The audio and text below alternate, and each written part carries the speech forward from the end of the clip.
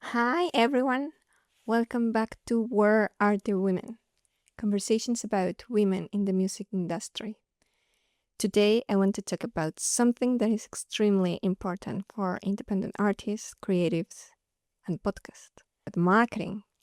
Because honestly, creating amazing content is not enough anymore. You can have incredible interviews, powerful stories, meaningful conversations, but if people don't discover your content, it becomes very difficult to grow your audience and create impact. And this is something I've been learning through this podcast. When I started creating Where Are the Women, I realized that promoting a podcast is not just about posting one link on Instagram and hoping people listen to it. It's about building a community around the content.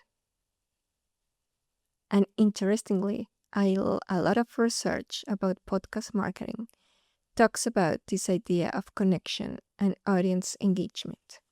For example, McClung and Johnson's study examining the motives of podcast users explains that podcast audiences are strongly motivated by social connection, entertainment, and community interaction. The research found that listeners often engage with podcasts because they feel emotionally connected to the host and the discussions. This idea is also connected to what media researchers call parasocial relationships, one-sided emotional connections audiences create with media personalities. Recent studies by Sharon and John 2024 explain that podcasts create intimacy because listeners feel as if hosts are speaking directly to them in a personal and conversational way. So, marketing a podcast is not only about visibility, it's also about trust and community. One important strategy I've been using is adapting content for different social media platforms. So, it's also important to show your content in social media and other platforms. For example, Instagram works really well for visual storytelling, short reels, behind the scenes content, quotes from interviews, and community interaction through stories and polls. TikTok is great for short emotional or educational clips that grab attention quickly.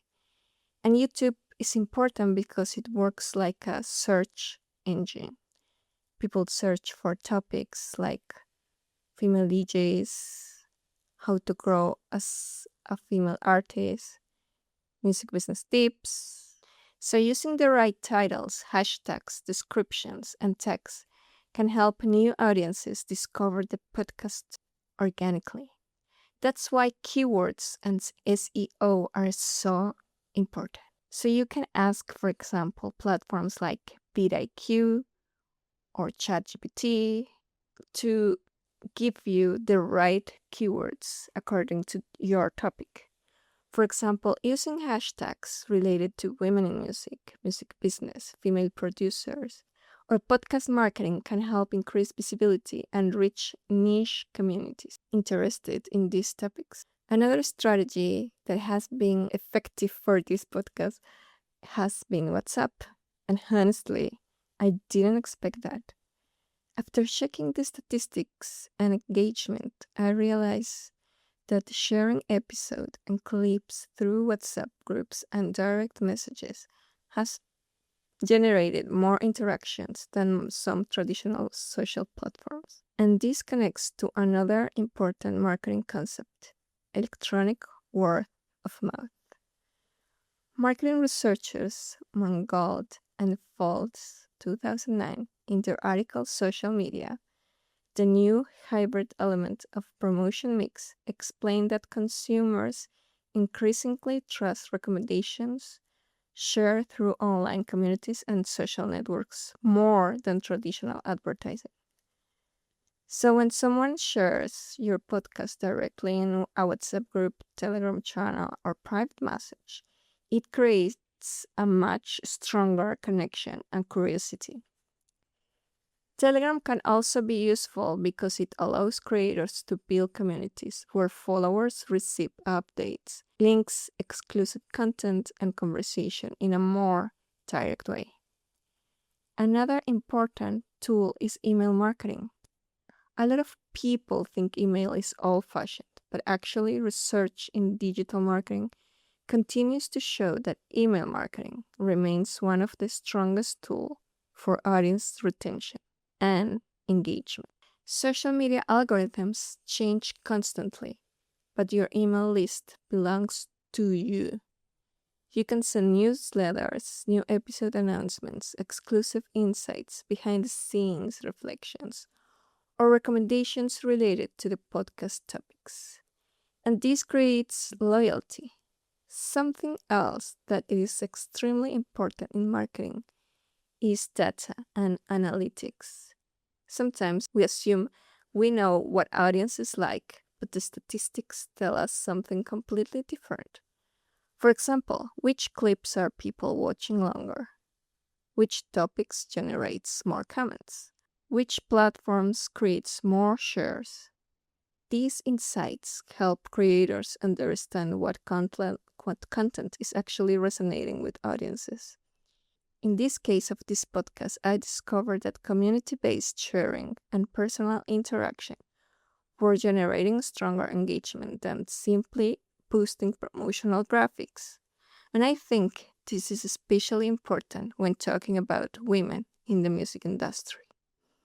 Because community matters, connection matters, representation matters. Research from Women in Music and the USC Annenberg Inclusion Initiative continues to show that women remain underrepresented in many areas of the industry, especially in technical and leadership roles.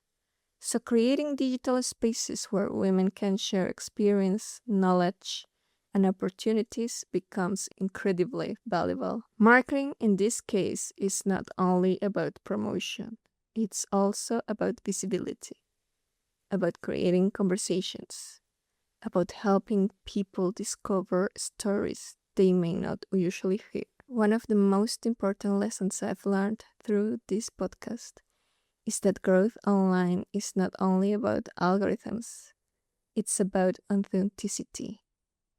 Research by Jorgensen and McMarty, 2024, on podcast host and authenticity found that audiences are more likely to engage deeply with creators who feel genuine, conversational, and emotionally relatable. People connect with honesty, with stories, with community. So if you are creating a podcast or a music project or creating a platform, don't be afraid to experiment with different strategies and to be yourself. Use Instagram, use TikTok, YouTube, WhatsApp group, Telegram. Build an email list. Check your analytics. Test different types of content. Of course, you don't have to use all the platforms. Choose what is best for you. You can choose one or two if it's better for you.